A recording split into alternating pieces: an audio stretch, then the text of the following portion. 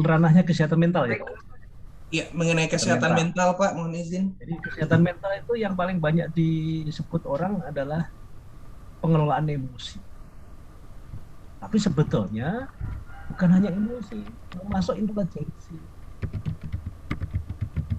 Kenapa orang cenderung menggunakan atau menganggap ada emosinya? Bahkan tes mental itu arahnya ke emosi, psikologinya kan ke emosi ya. Karena memang saya bisa ngutip teorinya Goleman. Goleman itu mengatakan bahwa sukses manusia itu kalau dibandingkan antara berapa jumlah, jadi nggak ada orang yang bekerja dengan baik itu yang tidak menggunakan intelijensi.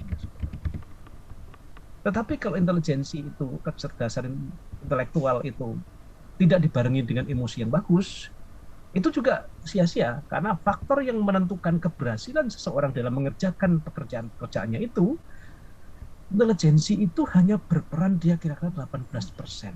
Sementara yang banyak mempengaruhi 82% diantaranya adalah karena pengelolaan emosinya.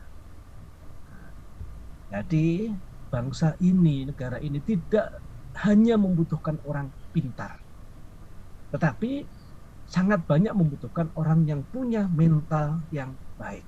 Nah, mental yang baik tadi. Mentalnya di mana? Terutama di yang Anda sebut tadi, di emosi tadi. Jadi fisiknya bagus, emosinya juga bagus. Orang kuat, emosinya juga bagus. Karena ada kesehatan fisik dan mental tadi. Karena itu tadi, di mental meskipun ada kecerdasan, tetapi di pengelolaan emosinya yang lebih tinggi. Orang pintar, kalau dia emosional, itu bisa-bisa tidak tekun bekerja. Meskipun fisiknya bagus, karena emosional dia. Oh, gagal kemudian dia frustrasi, nggak sabaran. Nah, tanda bahwa orang itu punya kecerdasan mental yang bagus, itu biasanya tekun bekerja itu. Nah, kalau dia menjalankan tugasnya tekun, kalau menghadapi masalah, nah, dia berpikirnya jernih, nggak kalau orang emosi itu bisa hilang kadang-kadang, kalau kalau emosinya nggak terkendali itu bisa menghilangkan nalarnya dan kekuatan fisiknya. Contohnya di olahraga gitu ya. Kalau di olahraga itu kalau sudah ke tingkat final, misalnya ke yang diadu bukan hanya fisiknya tetapi juga emosinya. Anda pernah merasakan kira-kira kalau misalnya bertanding kemudian masuk final, tinggal penentuan, tinggal 2 orang ditentukan siapa yang terbaik. Itu bukan adu fisik lagi di situ, adu mental itu yang karena kadang-kadang kekuatan itu sama, tinggal mental yang berbeda. Lingkungan akan mempengaruhi mental kita. Contohnya penonton disorai, diejek, kita jengkel dengan penonton yang diejek, drop kita, kekuatan fisik kita akan hilang. Gitu. Mana kita mengelola mental itu juga sangat membutuhkan. Itu yang sangat penting lagi. Kenapa? Karena itu bahwa kita tidak sendirian kita menghadapi, tidak hanya satu bidang keahlian saja yang dibutuhkan untuk menjadi orang-orang yang sukses itu. Tantangan bangsa kita itu ke depan sangat besar sekali. Nah, kaitannya dengan intelijensi, tuntutan ke depan sangat berat. Kita masuk di era yang tidak seperti zaman saya seumur-umur Anda ini. Nah, saya selalu tekankan kepada orang-orang sekitar yang masih muda-muda, terutama teman-teman di kantor yang baru masuk kemudian jadi staf di kantor. Nih, kalau Anda orang milenial maka harus hidup ala milenial. Jadi sekarang itu kan ilahnya gitu, zamannya milenial. Jadi kita harus hidup ala milenial. Dokter pun mau tidak mau karena pandemi tidak bisa praktek secara bebas, dia harus mengarahkan bagaimana cara kerja milenial. Yang ditandai dengan sekarang itu kan globalisasi, kemudian yang disebut generasi, sekarang generasi apa namanya? Generasi Y ya, Y ya. Nah, saya kan orang kolonial, produk kolonial, saya itu masih orang lama. Nah, sekarang itu orang milenial, jadi yang dibutuhkan. Kita diperhadapkan dengan angan-angan yang luar biasa. Nah, itu seperti ini kan kita sekarang itu bekerja dengan angan-angan. Gitu. Saya cuma membayangkan aja si Aprianto itu modelnya begini, dia lagi ngapain, cuma saya bayangkan aja, saya nggak tahu faktanya di belakang itu ada apa, saya nggak tahu, apalagi backgroundnya sama semua, apa di belakangnya itu ada kue banyak, atau di belakangnya itu ada makanan banyak, saya tidak tahu, apakah Anda itu berada di mana, saya nggak tahu. Semua itu hanya di angan-angan. Jadi sekarang kita diajak ke dalam dunia yang tidak nyata, yang harus kita hadapi seperti itu. Orang kaya sekarang, kalau dulu orang kaya itu kalau mungkin yang cincinnya banyak, kemudian duitnya banyak dibawa ke sana, itu baru orang kaya. Sekarang belum tentu loh orang kaya itu yang seperti itu. Malah kalau kita mengatakan orang kaya pakai cincin, pakai kalung emas yang banyak, jalan-jalan, wah dirampok orang di jalan malah sekarang. Beda kondisinya. Oke, saya coba share sedikit lagi tentang apa yang kita hadapi ke depan. Nah, tantangan utama ke depan ini yang kita akan hadapi, yang diistilahkan oleh orang umum adalah megatrend. Nah, megatrend. Jadi bukan cuma tren saja, ini megatrend. Mega itu berarti kan gede sekali ya, kalau kata ya. Kita diperhadapkan dengan yang namanya globalisasi 2.0. Ada pergeseran di situ nanti. Nah, dari dulu yang dikatakan sebuah kemajuan itu kiblatnya adalah Barat. Nah, tapi era sekarang itu era kebangkitan wilayah belahan timur. Kita kan kategorinya orang timur ya. Barat itu kan Eropa, Amerika sana itu kategorinya Barat. Dulu namanya sukses itu adalah Barat, tapi di sana sekarang udah stagnan, mentok ya. Sumber daya alam sudah habis karena sudah melakukan revolusi. Perancis itu revolusi industri itu tahun berapa itu? Ada yang masih ingat itu di sejarah dulu ya, tahun 1800 sekian ya. Sudah terjadi revolusi industri di sana. Di timur itu baru mau akan.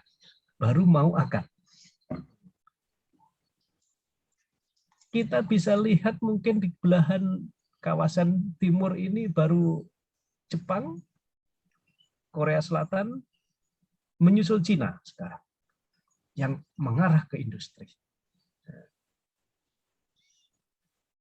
Nah, kita sebagai generasi muda kini harus baca tren seperti ini. Nah, terjadi pergeseran dari dulu kiblatnya adalah di barat, sekarang ke timur. Kita harus siap menghadapi itu, bahwa kita ke depan akan menghadapi revolusi industri yang luar biasa. Satu, sumber daya alam kita masih ada. Nah, tapi jangan lengah, jangan seperti yang dilakukan oleh Prancis pada saat revolusi industri. Eksploiter habis-habisan, sehingga sekarang udah nggak ada lagi dia. Nah, negara-negara Eropa sekarang hampir seluruhnya bergantung kepada negara lain untuk penggunaan sumber daya alamnya. Minyak bumi sudah nggak punya dia. Eropa itu hampir tidak punya minyak bumi. Dia sekarang mulai bergeser ke energi-energi yang arahnya ke baterai, mobil listrik, semua. Bahkan sekarang kan sudah ada itu balap mobil Formula One, tapi mobil listrik sudah ada. Tapi kita harus tahu bahwa sumbernya itu di kita sebagian besar sebetulnya. Morowali dengan IMIP itu kan apa itu? Apa namanya, nikel. Nikel itu kan bahan bakunya baterai.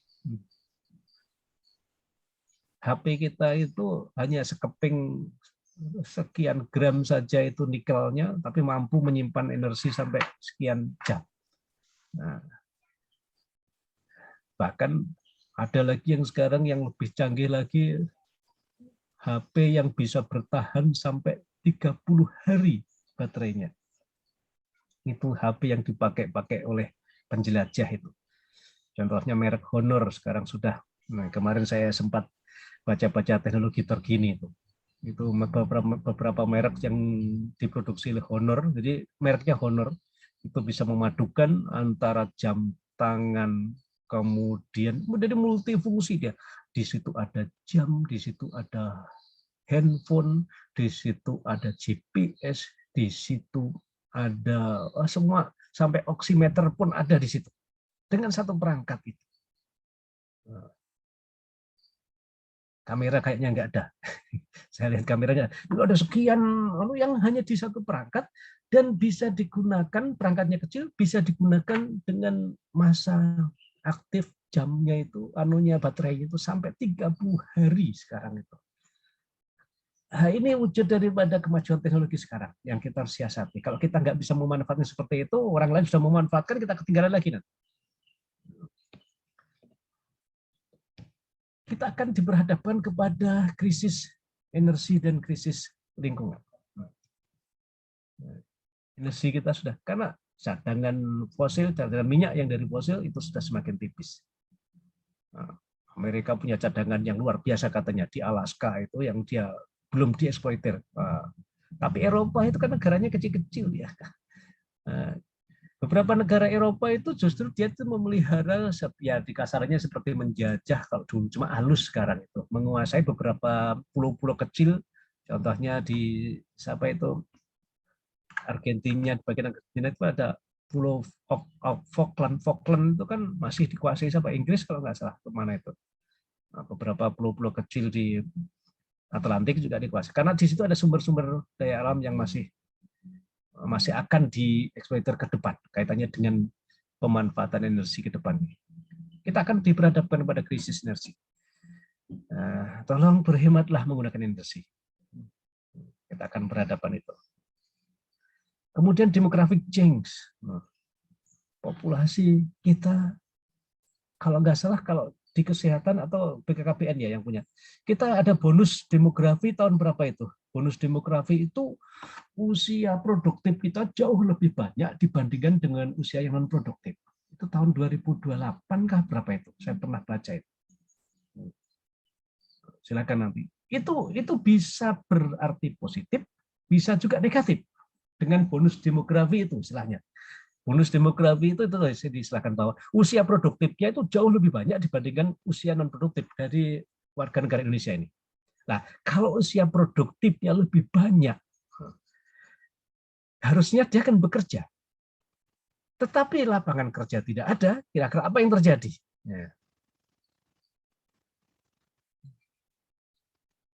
Nah, ini kita bisa bayangkan nanti. Jumlah tenaga kerja 100, lapangan kerja cuma 50. Yang 50 mau ngapain kira-kira? Nah, apa yang terjadi kira-kira kalau seandainya seperti itu? Ketidakseimbangan antara lapangan kerja dengan jumlah tenaga kerja. Pengangguran. Ya, pengangguran pasti. Terus orang kalau nganggur butuh makan nggak? Ya butuh Pak. Butuh Pak. Sekarang untuk memenuhi kebutuhan makannya dari mana kira-kira? Buka usaha baru, Pak. Lapangan kerja nggak ada, buka usaha gimana? Kalau ada usaha baru berarti ada lapangan kerja, berarti dia terserap di lapangan kerja. Nah. Jadi susah, lapangan kerjanya nggak ada, dia membuka lapangan kerja sendiri. Luar biasa kalau bisa seperti itu. Berarti termasuk orang-orang hebat kalau di era yang tidak ada lapangan kerja dia membuka usaha. Karena kalau dia buka usaha sama dengan menciptakan lapangan kerja kan berarti. Boro-boro kita menciptakan, kecil kemungkinan itu. Jadi yang kemungkinan besarnya maka ketidakseimbangan jumlah usia produktif dengan kebutuhan yang tidak seimbang tadi, lapangan kerja nggak seimbang, akhirnya yang nganggur, dia butuh makan, dia memenuhi kebutuhan dari kejahatan akan muncul. Ini materi yang kemarin, analisis isu. Jadi efek-efek itulah yang harus kita waspadai sekarang ini. Nah, kita semua harus siap seperti itu. Ini yang akan kita hadapi Megatrend 2030. Katanya demografik ini usia bonus demografi itu 2028. Yang saya dengar waktu saya pernah itu. Nah, yang ini juga harus diwaspadai katanya dengan kesiapsiagaan kita. Nah, bagaimana menata negara kita ini? Berikutnya ke depan kita akan diperhadapkan dengan semua serba digital. Serba digital. Jadi lama-lama dan sekarang pun hampir tidak ada orang pergi bawa duit contohnya ya. Kalau kita masih bawa duit itu berarti masih cara kerja konvensional. Itu hanya di pelosok-pelosok yang memang fasilitasnya belum mendukung. Tapi begitu kita masuk ke kota-kota besar, coba masuk ke Jakarta, Surabaya, kita ke mall sudah nggak perlu bawa duit. Yang dibawa tinggal selembar kartu aja. Bawa kartu begini aja digesek sudah jadi duit. Nah, sekarang tuh. Ya ada lagi. Kita mau masuk tol, nah, kalau dulu masih nyodorkan duit, sekarang tidak cukup, tempel, tit, sudah jalan. Nah, itu era-era yang akan ke depan kita hadapi seperti itu. Siap-siaplah Anda untuk tidak ketinggalan teknologi. Data dulu disimpan, surat-surat disimpan di kantor, itu kantor yang besar lah. Kalau kantornya ramai, banyak orang, kemudian penuh dengan berkas-berkas kiri kanan, tumpuk-tumpuk, wah itu sibuk kantornya. Sekarang tidak mutlak seperti itu. Kalau dikatakan sibuk itu kantornya banyak orang parkir, orangnya sibuk, kemudian gayanya cepat semua. Hari ini di kantor saya tidak ada orang jalan-jalan. Semua duduk di mejanya masing-masing, di rumah masing-masing lagi. Nah, ini contoh-contoh yang sudah kita tanda-tanda mengarah ke sana. Pandemi memaksa kita untuk menuju ke situ. Ternyata. Jadi berikutnya nanti akan ada perubahan teknologi yang luar biasa. Semua akan mengarah ke namanya robot. Robot itu akan yang jalan semua. Nah, kita lihat di televisi, kalau di dunia teknologi di televisi itu pelayan restoran itu sudah digantikan dengan robot. Sisi lain teknologi jalan, di sisi lain berarti lapangan kerja berkurang. Lapangan kerja berkurang, ya siap-siap kita. Anak-anak kita mau disiapkan seperti apa ini? Kita harus siapkan seperti itu. Nah, kita mengarahkan semua serba IT. Ini tandanya sekarang. 2 tahun lalu saya harus ke Banggai Laut itu sampai berbulan-bulan dalam rangka pelatihan dasar. Di Barata kalau nggak salah itu sampai hafal itu orang di Barata itu di penginapan itu karena berhari-hari saya di situ. Saya sudah cerita toh, saya sudah kelilingi itu Pulau Banggai itu sampai di lorong-lorongnya, semua jalan yang ada di Google Maps saya sudah jalani. Karena kalau hari Minggu saya pasti bingung mau tidur terus juga jenuh juga, sudah pakai motornya peserta atau motornya penyelenggara saya pakai jalan, saya keliling. Sepanjang di Google Map itu ada petanya, pasti saya masuki waktu itu. Sampai di mana itu yang di peta ada, sana di daerah timur. Ada yang batu-batu yang di peta ada, saya cari. Ternyata semakin lama semakin susah jalannya. Berbatu-batu yang nggak sampai saya nggak sampai pantai apa namanya itu. Saya pernah ke situ. Ada satu kampung, saya mau terus. Wah, kok tambah susah lagi. Sudah menyerah saya, balik saya akhirnya. Padahal di peta ada, tapi rupanya jalannya nggak normal.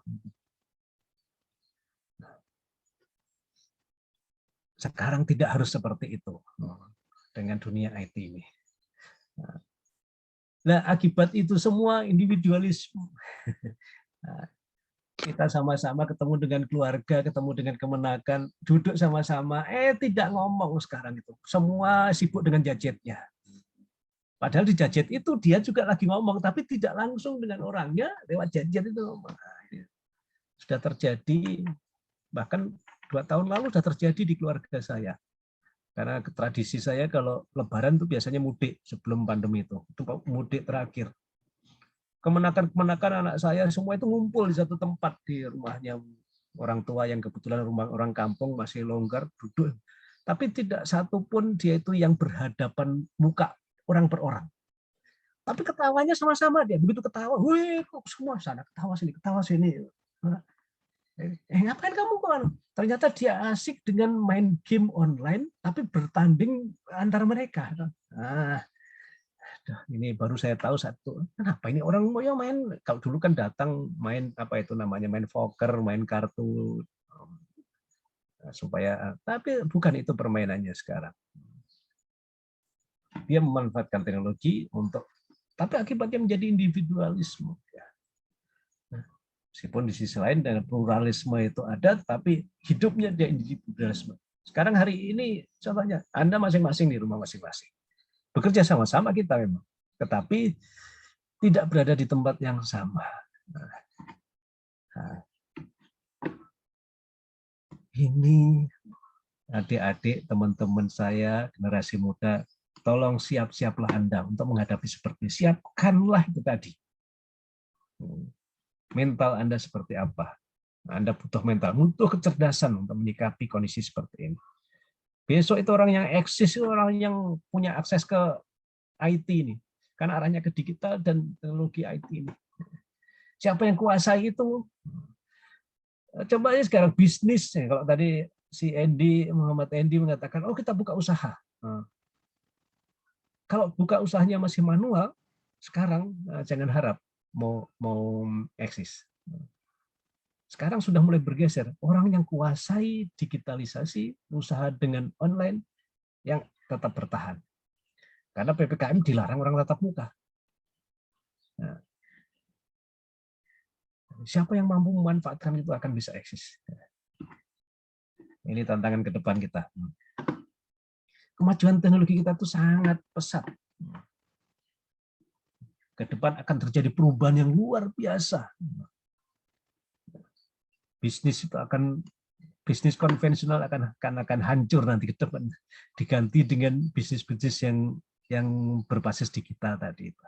Jadi nanti akan terjadi era disruption, misalnya di bisnis konvensional itu akan besok itu ke depannya bisa tidak ada lagi yang namanya kerja manual. Kita akan diperhadapkan dengan internet semua. Kita bekerja sudah menggunakan yang namanya artificial intelligence ini. Menggunakan kecerdasan buatan. Nah, ya, jadi kecerdasan buatan yang paling banyak untuk anak. Contohnya itu aja kalau sekarang kita. Di awal-awal pandemi, semua bank di Palu itu tutup. Jadi bank itu tutup, memang nggak membuka karena takut semua kan. Ya, terus bagaimana kita yang mau bertransaksi, mau apa? Nah,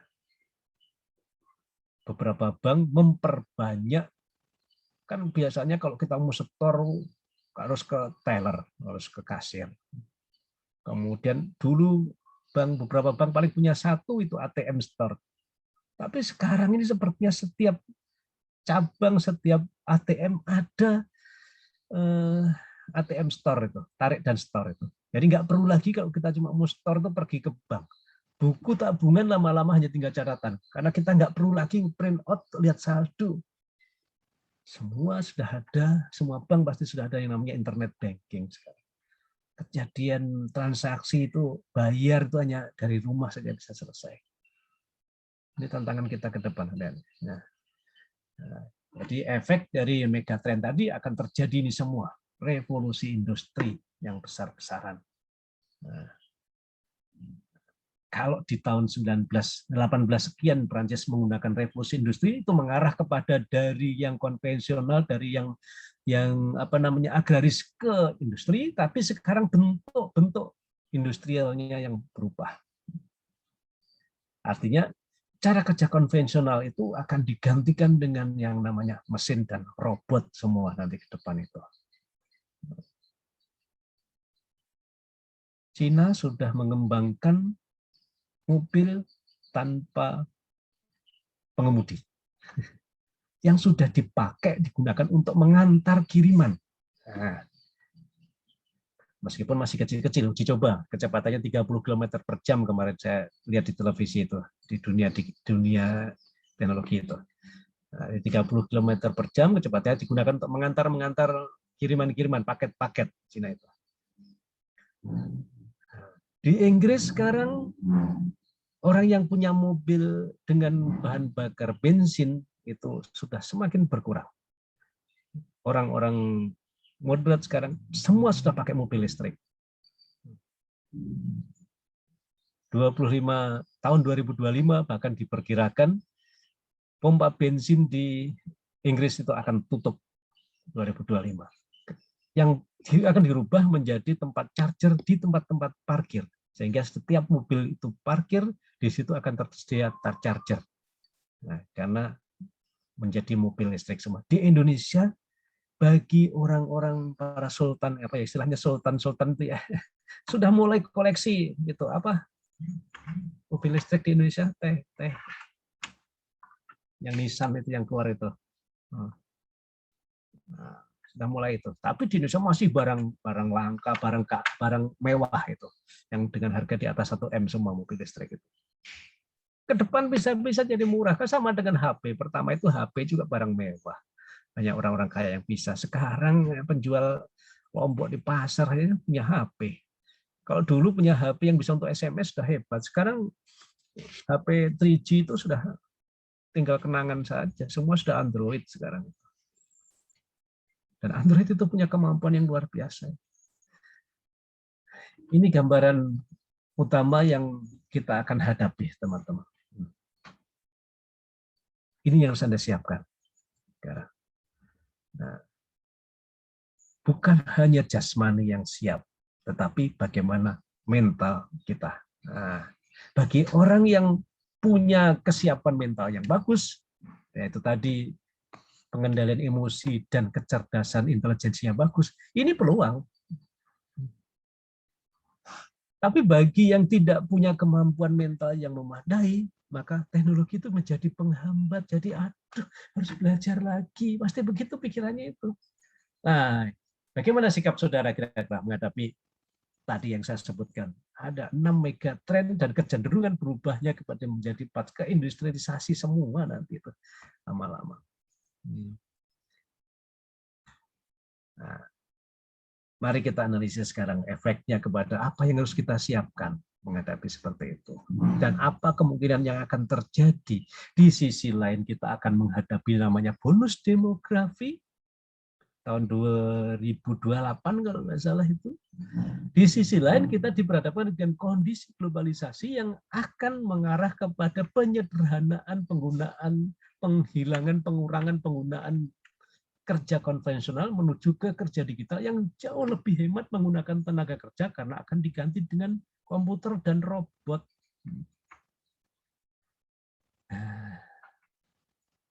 Jadi siap-siaplah untuk kita, kalau masih mau kerja manual, maka mau tidak mau kita akan minggir terus ini. Akan minggir ke daerah-daerah pelosok yang internetnya belum ada. Begitu di daerah itu terbuka internet, saya yakin akan bergeser lagi. Kalau kita tidak menyesuaikan, ya akan semakin minggir terus kita nanti. Semakin jauh ke dalam lagi. Nah, silakan Anda pikirkan apa tantangan yang kemungkinan yang akan terjadi di daerah kita saatnya terjadi revolusi seperti itu. Nah, makanya saya bukan hanya sekedar siap secara fisik saja, betul, fisik juga, tapi mental yang paling penting. Bagaimana sikap kita menghadapi teknologi ke depan yang seperti ini tadi. Nah, kaitannya dengan kesiapan mental, saya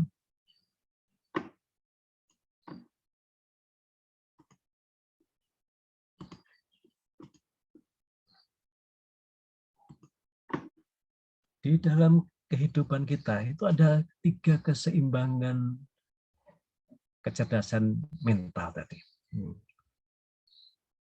yaitu intelijensi, emosi, kecerdasan emosi, KE, saya singkat kecerdasan emosi, kemudian intelijensi quotient, dan satunya lagi KS, kecerdasan spiritual.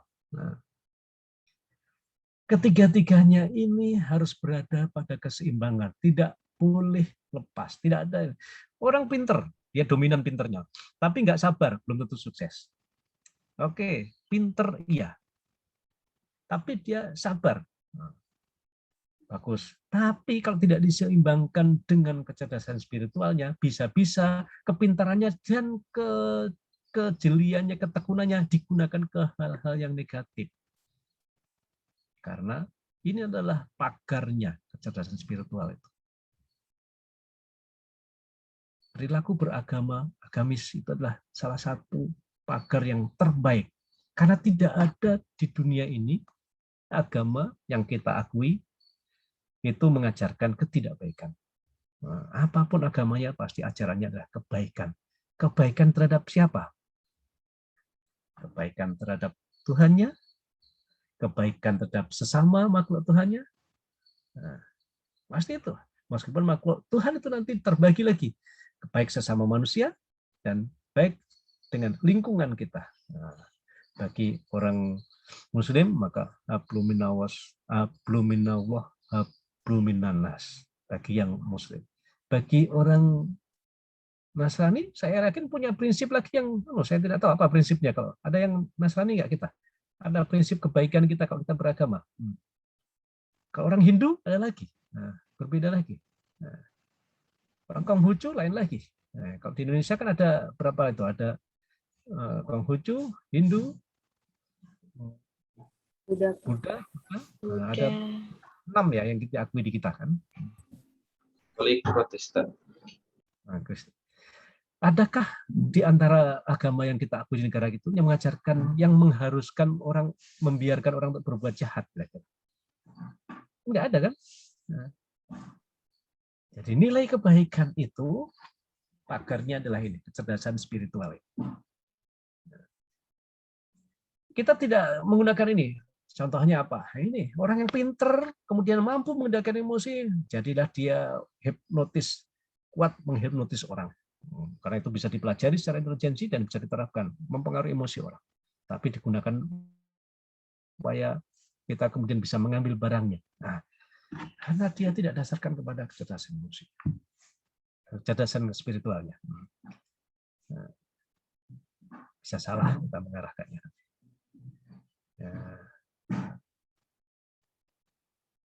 Ini makanya hati-hatilah kita dalam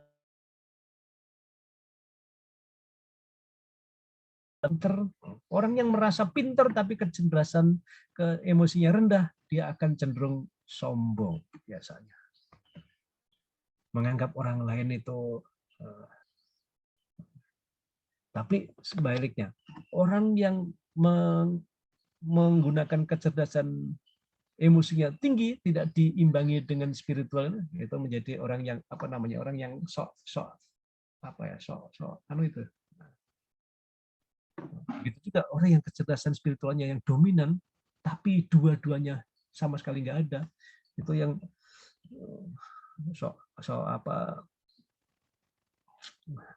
istilah kok lupa saya itu. Jadi dia sedikit-sedikit mengatasnamakan agama, tapi nalarnya nggak ada. Tidak ada yang terbaik di sini. Yang baik adalah ketiga-tiganya ada dan seimbang keberadaannya. Meskipun teorinya Goleman tadi tidak menyebut yang ini, dia hanya menyebut dua ini dalam kesuksesan manusia. Antara intelijensi dengan emosi itu banyak dipengaruhi oleh emosinya, kecerdasan emosinya yang lebih mempengaruhi keberhasilan seseorang. Ini yang penting adik-adik, jadi jangan nanti jadi orang itu hanya pintar saja, tapi silakan Anda kelola emosi, jangan mudah marah-marah. Marah itu bukan tidak boleh, tapi harus ada tempatnya. Nangis itu boleh, karena itu ekspresi daripada emosi, tetapi kalau nggak ada apa-apa ya jangan nangis. Ketawa itu boleh, itu ekspresi dari rasa senang, tapi kalau nggak ada orang jangan ketawa sendiri. Kan contohnya. Kalau ketawa sendiri menjadi nggak normal.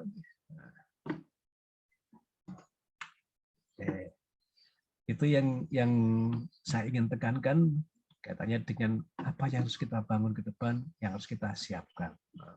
Tantangan kita berat ke depan ini. Bangkai laut mungkin sekarang masih nyaman dengan cara kerja konvensional sekarang. Tapi saya tidak yakin Anda akan berada pada kondisi seperti ini terus. Kalau di dunia lain, di tempat lain sudah berubah semua. Dengan internet itu apa yang tidak bisa sekarang. Begitu ada signal internet di suatu tempat, maka akan merubah cara pikir orang di wilayah itu pasti. Karena dengan internet itu, sekarang masih mending. Kominfo sudah membatasi beberapa publikasi di internet yang dianggap tidak sesuai dengan norma negara kita, di negara kita. Masih mending sekarang. Kalau dulu itu mungkin 5 tahun yang lalu, apa yang cara bikin bom saja ada di internet. Karena saya pernah melihat itu. Pornografi luar biasa. Dengan klik mau bahasa Inggris, mau bahasa Indonesia tentang yang jorok-jorok, langsung bisa dibuka. Tapi begitu dengan adanya Kominfo, ada Kementerian Informatika, nah itu semua dibatasi sekarang. Bahkan di YouTube, kalau dulu YouTube itu apapun yang ada di YouTube tanpa ada pembatasan, ada filter, semua bisa dibuka. Film-film yang istilahnya, mohon maaf, film yang khusus untuk orang-orang dewasa, yang bahkan orang dewasa yang tidak karuan mentalnya pun ada di situ. Karena saya tahun 96 kalau nggak salah sudah mengenal internet itu pada saat saya masih bekerja di pertanian. Kebetulan saya mengelola dana luar negeri. Salah satu laporannya harus pakai internet waktu itu. Hingga saya memang diajarkan untuk menggunakan internet. Dan saya masuk pertama kali mengajar di kepemimpinan itu teknologi informasi dalam pemerintahan. Itu pemateri waktu itu nggak ada yang bisa mengajarkan. Dan saya disuruh mengajarkan itu. Hanya cara membuka internet, menutup internet, caranya mencari orang yang itu masih asing sekali tahun 2006 itu. Bahkan masih ada pejabat yang sampai sekarang sudah jadi sekap itu, kalau ketemu saya itu yang dia ingat, saya itu ingat betul dengan Pak Sigit karena saya pertama kali bisa buka internet diajari waktu ikut PIM dulu. Nah, saya masih ingat. Nah, tahun itu kalau kita mengajari yang jelek masih bisa semua. Belum ada filter sama sekali tahun itu. Nah, sekarang ini sudah dibatasi banyak saja. Saya yakin itu bisa merubah cara pikir seseorang. Begitu kita mampu membuka internet. Dan bukan barang yang mahal kan HP kita itu. Karena semua HP sekarang bisa digunakan untuk buka internet. Hanya saja kita yang kebutuhannya orang-orang di kota ini kadang-kadang kebutuhannya lebih. Jadi kebutuhannya lebih kurang, terus datanya kurang terus karena tiap hari ada update. Nah, yuk adik-adik, kita pikirkan kondisi ke depan yang seperti ini tadi. Nah, yang saya gambarkan tadi. Nah, apa yang harus kita siapkan? Kita harus punya kesiapsiagaan secara mental. Lah, kaitannya dengan bagaimana negara kita itu punya norma yang baku, yang harus kita tidak boleh hilangkan. Salah satu ciri khas negara kita adalah kebinekaan, keragaman budaya. Ada kemarin waktu pertemuan pertama saya sudah sebutkan apa yang harus dipertahankan dalam rangka membangun eksistensi ini. Salah satunya kalau nggak salah budaya, kalau sudah saya tayangkan itu. Beberapa negara, karena setiap negara ditinggali oleh penduduk. Penduduk yang tinggal satu negara disebut dengan bangsa. Ciri khas dari sebuah bangsa yang tinggal satu wilayah adalah punya adat perilaku yang sama, yang menjadi ciri khas dibandingkan dengan bangsa lainnya. Di Eropa, di beberapa negara Eropa, kalau saya